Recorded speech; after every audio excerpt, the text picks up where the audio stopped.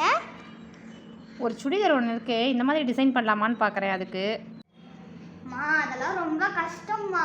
வேற எதுனா வேலை இருந்தா. அப்படியா? அதை நான் முடிச்சு காட்டுறேன்.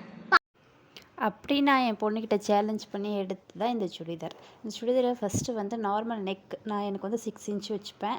அந்த மாதிரி நீங்கள் எந்த அளவுக்கு வைக்கிறீங்களோ வச்சு கட் பண்ணிவிட்டு அங்கேருந்து நான் 4 இன்ச்சுக்கு வச்சுருக்கேன்.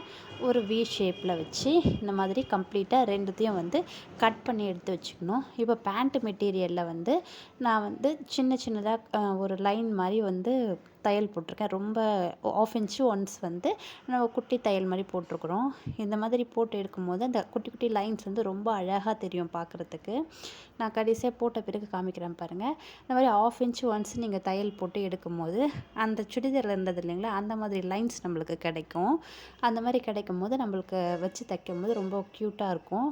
கண்டிப்பாக வந்து இந்த சுடிதாரினுடைய டிசைனை நீங்கள் எல்லோரும் ட்ரை பண்ணி பாருங்கள், அப்போ தெரியும். இப்போ பாருங்கள் எப்படி இருக்குன்னு. இந்த மாதிரி லைன்ஸ் வந்து ரொம்ப அழகாக கிடைக்கும். இது எனக்கு கொஞ்சம் டிரான்ஸ்பரண்ட்டாக இருந்த மாதிரி தெரிஞ்சது.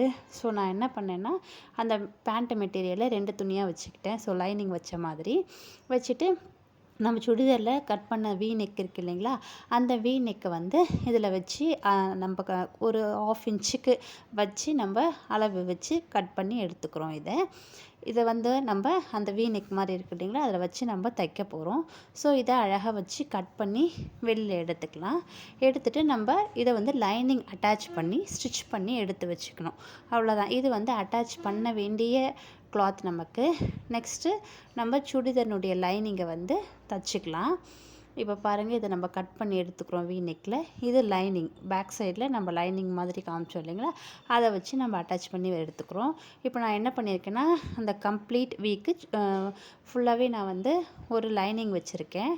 லைனிங் வச்சு இது பேக் சைடு, சுடிதாரினுடைய பேக் சைடும் லைனிங் மெட்டீரியல் மேலே வச்சு அப்படியே நான் வந்து ஸ்டிச் பண்ணியிருக்கேன். கண்டிப்பாக பின் யூஸ் பண்ணிக்கோங்க, அப்போ தான் வந்து செக்யூர்டாக நிற்கும். இல்லைனா ஸ்டிச்சஸ் மாறத்துக்கான சான்சஸ் இருக்குது. இந்த மாதிரி பின் யூஸ் பண்ணும்போது நம்மளுக்கு ஸ்டிச்சஸ் வந்து மாறாது. இந்த மாதிரி வச்சு நம்ம வந்து ஒரு 1/2 இன்ச்சில் நம்ம வச்சு ஸ்டிச் பண்ணிவிட்டு இந்த மாதிரி கட் பண்ணி எடுத்துக்கலாம். ஃபுல்லாக நம்ம கட் பண்ணிவிட்டு நாச்சஸ் கட் பண்ணிக்கணும். அங்கங்கே நாச்சஸ் கட் பண்ணும்போது தான் டேர்ன் பண்ணும்போது கம்ப்ளீட்டாக நம்மளுக்கு டேர்ன் ஆகும்.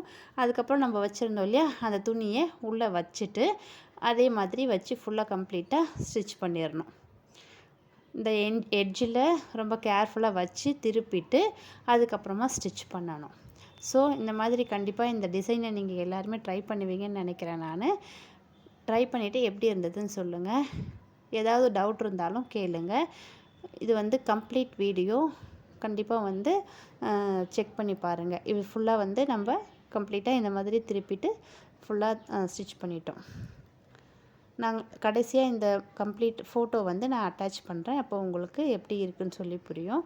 பாருங்கள், இதுதான் வந்து ஃபைனல் ரிசல்ட். ஸோ சூப்பராக இருக்கும். இதுதான் அதனுடைய ஃபைனல் ரிசல்ட். உங்களுக்கு வேணும்னா நீங்கள் லேஸ் அட்டாச் பண்ணிக்கலாம்.